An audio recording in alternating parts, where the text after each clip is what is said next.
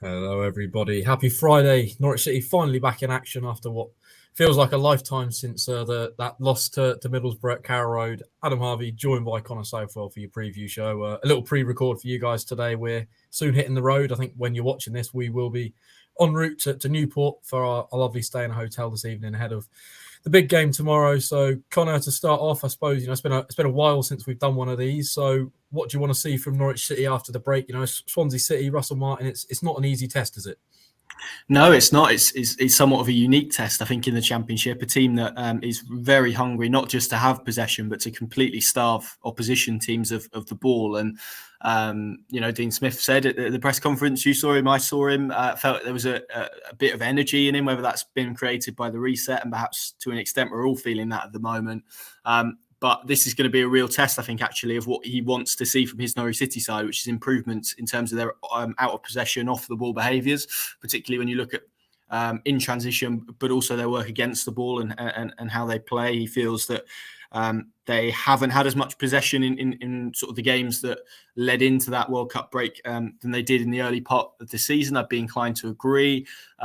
So I actually think in many ways, from his perspective, if you're looking at it, this is a really good test to see just how much information and just how much they've taken on board, but also for everyone else to look at how much improvement Norwich City have made over what is still a relatively short break. I know it feels like a little bit of a lifetime ago, that Middlesbrough game, but it's only been a few weeks. It's probably been a week more, 2 weeks more than an international break. So it's going to be really interesting. Swansea were banging form. How much that means, and obviously because of this break, we're yet to see, and whether that will account for anything when the Championship resumes, we'll only really know when we have a body of evidence to look at. But a unique challenge, probably a challenge that Dean Smith maybe wouldn't have wanted. I think Norwich are about to enter both a really important but also a really tough run of games, and this kickstarts that. And that's before we obviously get into the narrative around Russell Martin and obviously facing him and facing one of his teams. So all in all, this for me is a very, very difficult test. And it's going to be interesting to see how Norwich City respond to the challenges and the uniqueness of it, I think. Yeah, you talk about Swansea there. 4 draws, 1 defeat in their last 5. So they're actually coming into this on a little bit of a bad run themselves. But, Norwich City need to really kickstart. So they've obviously had that trip out to Tampa, and Dean Smith spoke about that this morning. It kind of, I suppose, cultivated a little bit of a sort of cultural feeling, the fact they brought all the families over, and there was sort of a really nice, I suppose, sort of feeling amongst the group. And they obviously went and watched the ice hockey and various things. But obviously the more important factor of it is what he's done on the training pitch. Dean Smith spoke about the fact they need to be better when they're out of possession, they need to win the ball back a lot better. So I think you asked me the similar question on the podcast the other day. What do you want to see from Norwich City tomorrow that's sort of an improvement from that Middlesbrough game? A sense of identity, a way of playing that's clear and coherent and cohesive and that looks like it works would be nice. I think a much improved performance, both individually and collectively. I think we've seen the levels drop both within games, but also across the board individually. I think just a semblance of a plan, I think, is what people would like to see, but also a degree of consistency. And it is true. There are going to be kind of natural peaks and troughs of a performance across a 90-minute period. And the key, obviously, is how well you kind of keep an even keel and how consistent you can remain with that. Norwich haven't done that. They've been so inconsistent within games, let alone with their own form. So I think it's about, okay, can they make those 20-minute bursts a 40-minute burst, or can they have a half where they have a real burst and a real display? And that, to me, at this moment in time, to be honest, that feels like quite a low bar to be setting at this stage of a season from a Norwich City team. It's something that usually you'd be talking about 10 games in, when perhaps there's a lot more focus on performances than results, because the league table hasn't properly formed yet, so people aren't really looking at that. The fact we're sat here in early December speaking about, okay, well, can they put a half of football together that looks pretty decent, is a little bit of a concern, if I'm being honest, and everyone knows that, and it's been sort of the discourse and the narrative and as what has ran through this last month or so. So everyone knows that, but I think people just want to see a step, a reason to be optimistic, a reason that actually this break has been worthwhile. And I think the worst thing that Norwich City could do was to come out and almost repeat what we saw before the break, because that wouldn't help anyone, I don't think, in terms of the narrative and how that's fueled. So I think it's not about what we want to see, it's what we need to see from Norwich City now, I think. And as I said, the next 5 games for me are really, really crucial for everything. But if they can come out and look like they have a plan for a consistent period, if they can maintain that, and that might mean that their peak isn't as tall or as broad as it has been, because they have reached such a high peak in those 20 minutes at times and then dramatically dropped off. It might be actually a series of smaller peaks, and that's the way they go about kind of maintaining this performance level. But just some semblance of improvement out of possession. I think in possession, Dean Smith disagrees with that. That's fine. But I it's hard to sit here and kind of say, well, everything really is what I want to see improved. But yeah, particularly their work sort of out of possession, I would agree with Dean Smith. I expected them, as we went into this season and they had a pre-season, to look a bit more like an energetic, high-pressing team, dynamic team, fluid team. They haven't been that. So I'd like to see them get to that if I had to pick one. But, we could dig into all the minutiae of performance as areas of improvement, I think. But for most people, it will just be a step forward. And that doesn't necessarily mean, it does mean a positive result, but they can win and be rubbish. Do you know what I mean? I think they need the 2 tomorrow, if that makes sense. I think one improvement Dean Smith was hoping for was a fully fit squad for the trip to Swansea before the World Cup break. A little bit of a mixed bag on that this morning. Josh Sargent, obviously everyone's aware, got injured on international duty or World Cup duty for the USA. He's one that they're going to monitor today in training, but I think that's probably a touch and go whether he'll make the trip to Swansea. Marcelino Nunes, that was a late one in the press conference today. Smith saying that's a hamstring injury, so a little bit of doubt over him.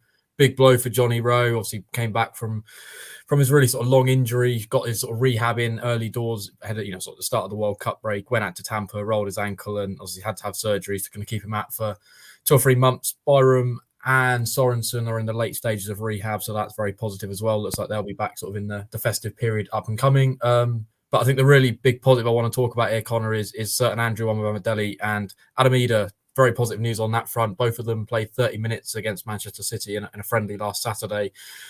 How big is that to have those 2 back? Because I think we both know the impact that they can have on this Norwich City squad, particularly in the Championship. Yeah, and you look at some of the periods as well that Norwich have been, I don't know, good is strong, but certainly been better under Dean Smith. It's been with those 2 in and around it, that kind of uplift in the Premier League after Christmas came for largely Adam Ida and Teemu Pukki playing in a 4-4-2. Andrew Omobamidele was a key figure of that run earlier on in the season where, performances weren't great, but they were still winning games and it took them to the top of the Championship. So they're 2 big figures. They're clearly 2 players that Dean Smith rates highly. Andrew Omobamidele in particular, I think, is one that they're looking at inside Colney with real excitement about what he could become. Obviously, probably not at Norwich City, but certainly in the future. And you look at him from a purely attributes perspective, he kind of has everything that you'd want from a modern centre half in terms of size. I think there's still some improvement to do kind of with his work on the ball, but he's not bad technically. Aerially is pretty strong as well.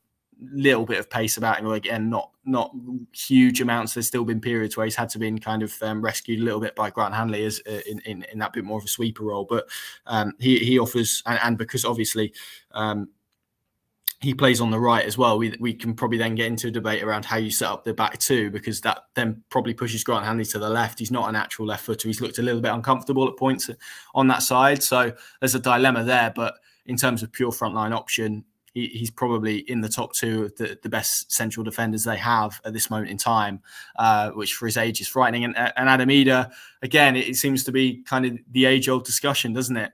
When is it going to be the point where kind of the blue touch paper is lit and we see Adam Ida explode? And that was a word that a senior Norwich City figure used, I think, before their most recent Premier League season, that they felt would happen. It obviously hasn't.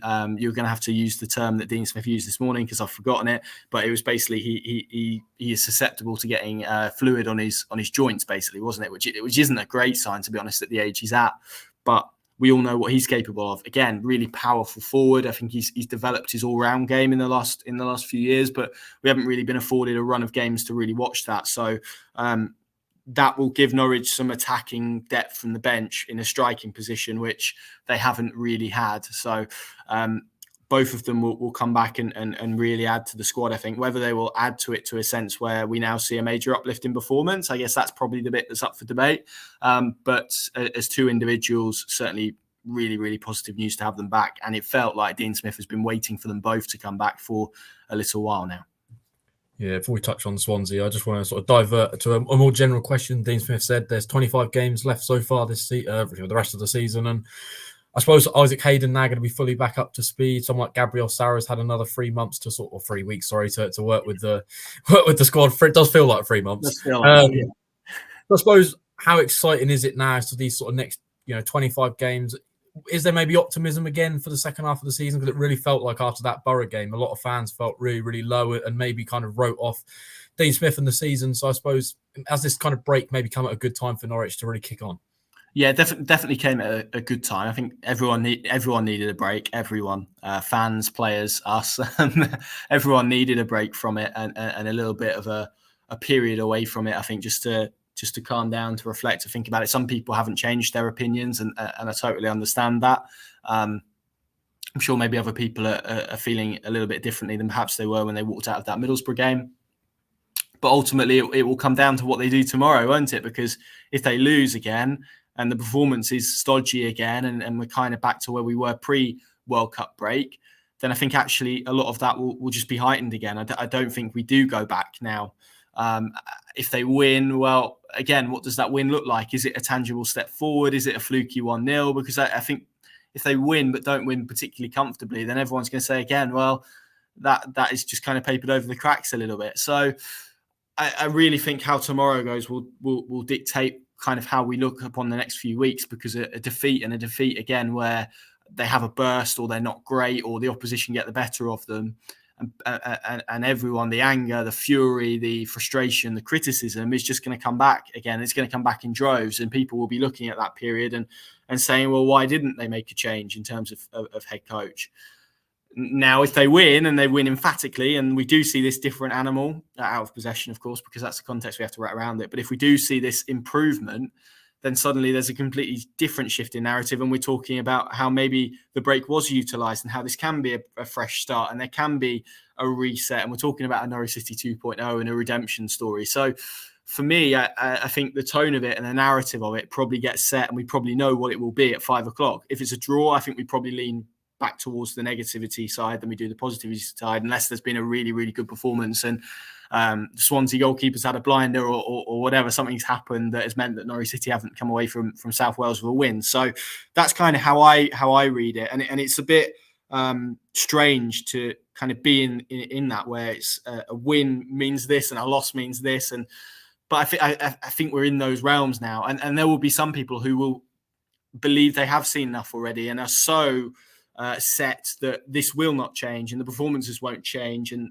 that Norwich City won't improve on a grand scale, and even if they did win tomorrow, that they couldn't put a run together, and then you've got that aspect as well. So I, like many people, as an observer and as someone who tries to take a neutral stance on it, will be very intrigued to see how it all plays out. There's a lot of home games coming up as well, so this kind of it needs to happen now, doesn't it? I think, and certainly for Dean Smith, it needs to happen now if he's to shift it. I wouldn't quite say we're in last chance saloon yet, but we're certainly there in terms of fan feeling, I think.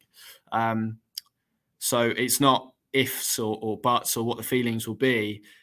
It kind of needs to happen, and it needs to happen quickly. And I think there's probably a realization from everybody. But it's I'll throw that back at you. I mean, what do you kind of think that the response will be in terms of either result tomorrow, a win and a defeat? It does feel so kind of narrative setting, I guess, for the coming weeks.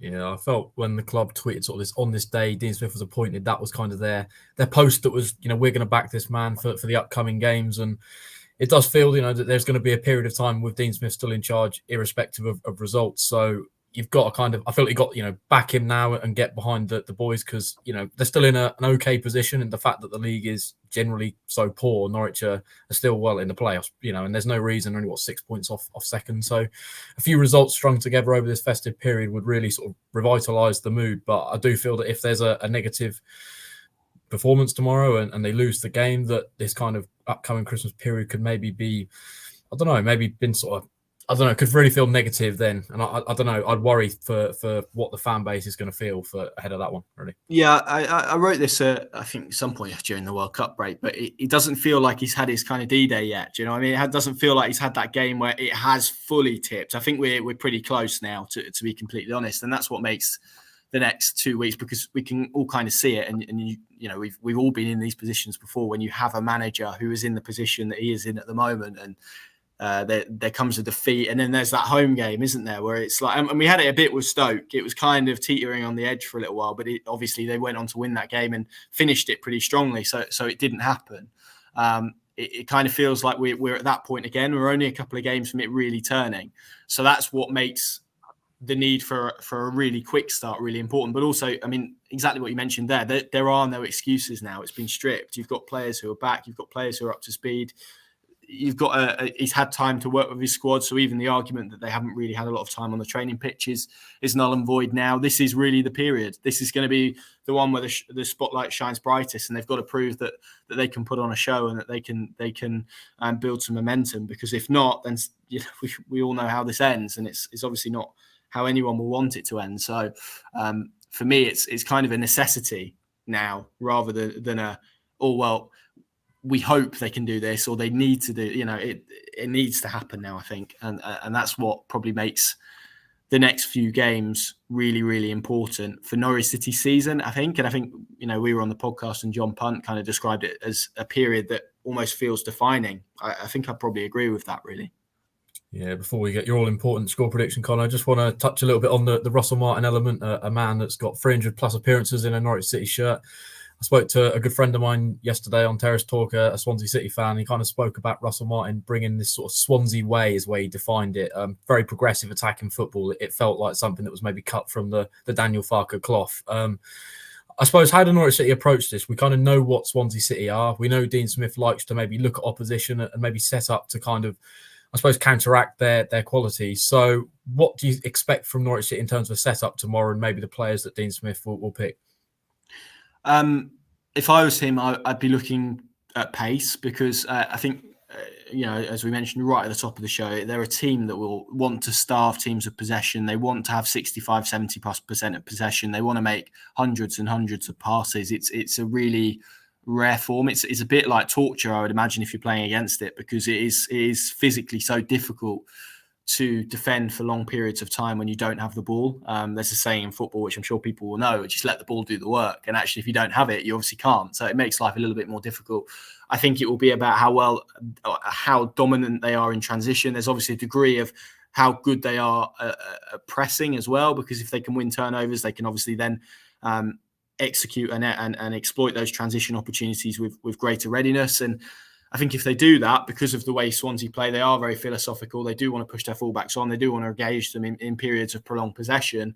They do leave spaces. And actually, you look at their struggles, particularly in the early portion of the season. I probably watched them concede the same goal on 4, 5, 6 occasions, where they concede it inside the opposition half.